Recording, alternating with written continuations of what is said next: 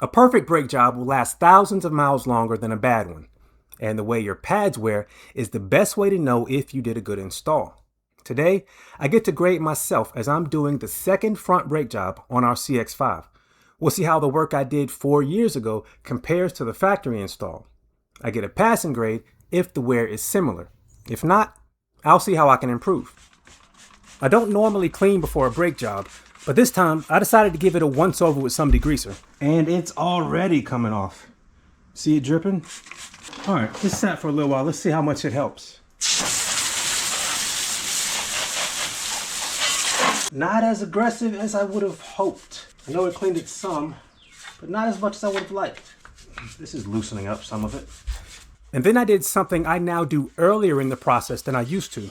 I'm gonna crack the brake fluid reservoir in preparation for compressing the caliper. Doing that to make space for the new pads. And what I'm gonna do is use this big C-clamp to compress it before I start tearing into things. So this should compress it. Oh yeah, it's moving nicely. It should go in smoothly. If you have to fight it, then you have a problem with the caliper. All right, well, I think that's enough. If not, I can compress it more. Now, it hasn't bottomed out yet, but I think that's plenty of space. You can see the gap there between the caliper and the backing on the pad. That should be more than enough. I'm gonna do the other side too. Now, I'll show you a caliper tool I've used before, but this is a lot quicker. And this has been rare in my experience, but it actually squeezed it out of the reservoir a little bit. Clean, clean, clean. Stuff is apparently very corrosive. Now I can close it. Caliper bolts, I'm going to take these off with a, what is this, a 13? It's a 14 M&M. Should be able to just slide this one out, because I will be replacing the boots. Hung the caliper up like that using some little bungee cords, and this is the other pin. Only had to take one out because that'll allow me to clean that off and replace this boot. And here is where I get to grade myself. So that seems to be moving okay. Let's see these pads. Oh, they're sliding nicely in the slides. This is aftermarket hardware, and that's pretty even.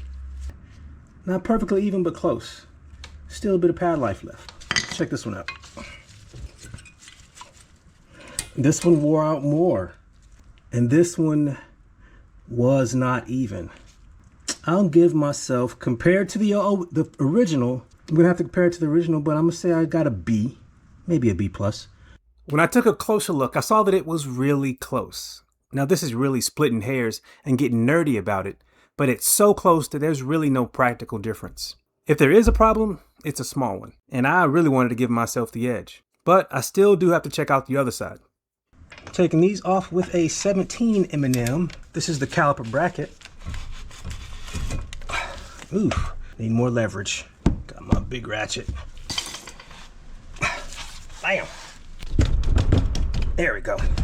Crack 'em free.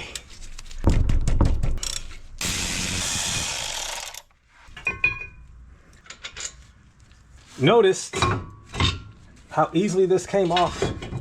I did not use any anti-seize on this. I live in the Southeast. Rust is not a big a problem down here as it is elsewhere. And I've already replaced this. This hub is pretty clean. I don't even need to clean it. We'll see what the other one looks like. In the rust belt, a lot of times people will have the rotors stick to the hub, but that has rarely happened to me. It's happened. Finally. But it's usually when I'm working on somebody's car and the car spent some time up north. So yeah, I mean, I'm gonna clean this off with brake parts cleaner, but yeah, there's nothing there. And these boots, they still look good. I don't absolutely have to replace them, but I will. Get out. Yeah.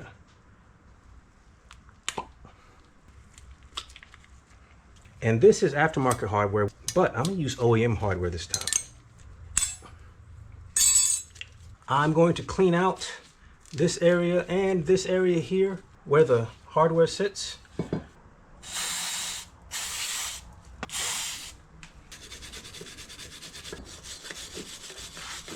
I have brushed and brushed. Is that stuff just not coming off? No, it's coming off. I've cleaned both sides, and that is as clean as I've probably ever made it. It feels perfectly smooth. Cleaning off the slide pins is a bit easier because they wipe off and they're super smooth. Pretty simple. So I'm gonna do it on the other one that's still on the caliper. Clean off really, really good. And now I gotta clean out where the slide pin goes. Ugh. Ugh. Plastic brush.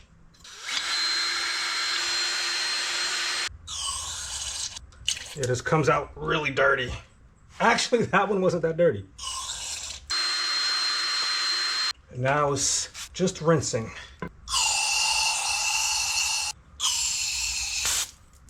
Dadgummit. Yeah, that's pretty clean now. Brand new rotor. Smack it up, flip it, rub it down. Oh no! Now to clean this side. Wipe that out.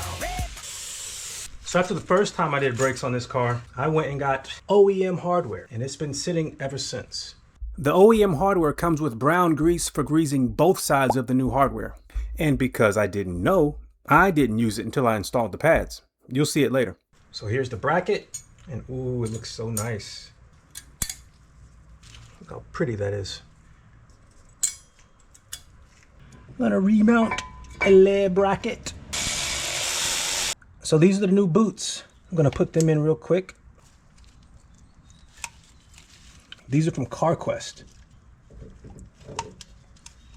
And this is my first time seeing this. This is some brown, looks more copper, lubricant that came with the OEM hardware. I'm gonna use it. The instructions say to put it on the hardware where the pads slide. And that's what I'm gonna use it for. I'm gonna cut a little corner off. Oh, has a little tear. Tear a little corner off. So the OEM hardware comes with all of this. Plate and a shim for the pad. But the aftermarket pad already comes with this. So what I'm gonna do is, I'm gonna leave the shim that's on the back of the aftermarket pad on and put this on behind it because it seems to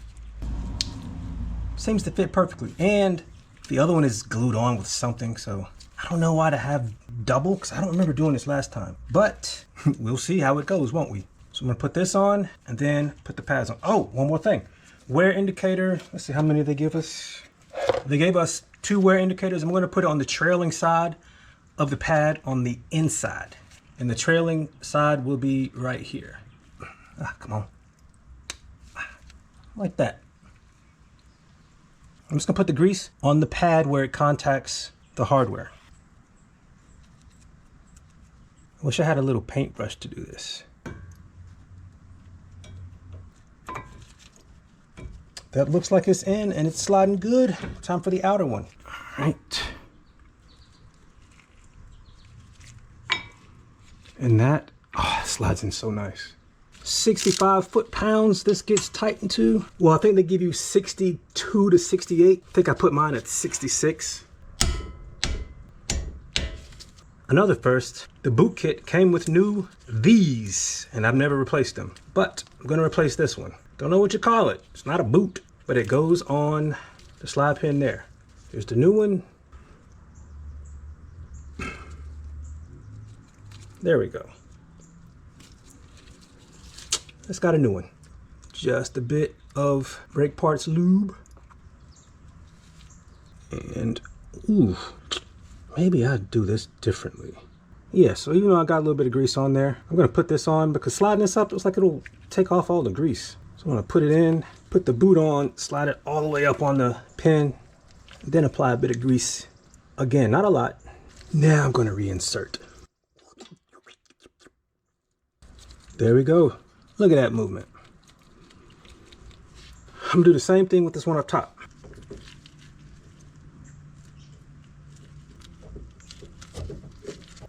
Get on there. It's a tight fit, which is good, but wish it went on a little easier. Oh, is that it? Yeah, okay. Last time I didn't clean out where the slide pins go, but this time I cleaned it out really well. So hopefully the inner and outer pad wear will be more even.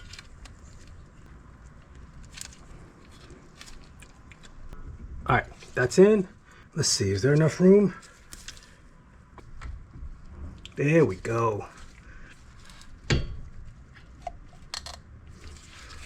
And this needs to be rotated properly so that it can seat. And this gets 27 foot-pounds. They give you a range in the manual. Second side. Here we go again. Get to see how I did. That's pretty even. Okay, so they're even, but in both cases, the inner pad wore more than the outer pad. Actually, the inner pad is not quite perfectly even, but it's not bad.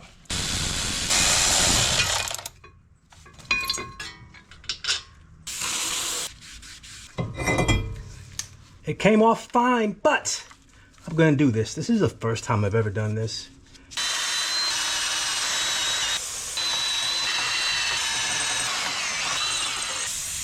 Not perfect, but cleaner than I've ever made it. And I'm gonna put just a little bit of anti-seize.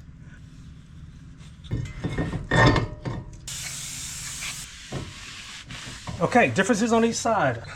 I put anti-seize on this side. I did not put it on the other side.